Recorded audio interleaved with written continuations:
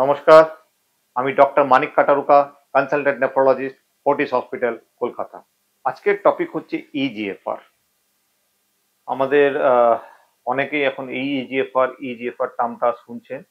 ইজিএফআরটার কিছুই না, estimated glomerular filtration rate. Glomerular filtration রেটটা হচ্ছে আমাদের কিডনি ফাংশন কতটা করছে সেটার মাত্রা। নর্মাল আমাদের কিডনির যে গ্লোমেরুলার ফিল্ট্রেশন রেট, মানে আমাদের কিডনির যে ফিল্টার করার ক্যাপাসিটি, নর্মাল ক্যাপাসিটি হচ্ছে 120 ml পার মিনিট। সো এই রেটে আমাদের কিডনিটাকে ফাংশন করে। তো আমরা যখন কিডনি রুগী আমাদের কাছে আসেন, এই 120 থেকে কতটা কমেছে সেটা দেখে আমরা ক্যালকুলেট করি যে তার কিডনিটা কতটা ফাংশন করছে। তো নর্মাল কিডনি যদি 120 হয়, আপনার ইজিএফআর দেখে আমরা ক্যালকুলেট করি যে আপনার কিডনি কতটা ফাংশন করছে।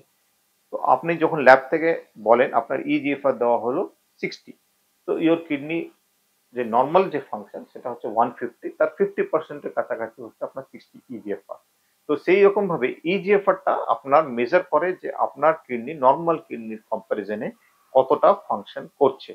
তো আপনার নর্মাল যদি 120, সেইখান থেকে আপনি কম্পেয়ার করে আপনি বের করতে পারবেন যে আপনার কিডনি কতটা ফাংশন করছে।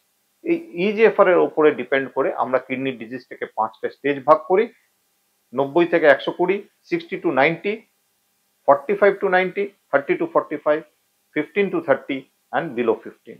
So below 15টাকে আমাদের বলা হয় অ্যাডভান্স কিডনি ফেলিওর, যেখানে হয়তো আপনার আরো এগিয়ে গেলে ডায়ালিসিসের দরকার হতে পারে। অ্যাবভ 60 নর্মালি পেশেন্টের খুব একটা ট্রিটমেন্ট লাগে না। বিলো 60 ইজিএফআর আমাদের ওষুধ দেওয়ার দরকার হতে পারে। Thank you.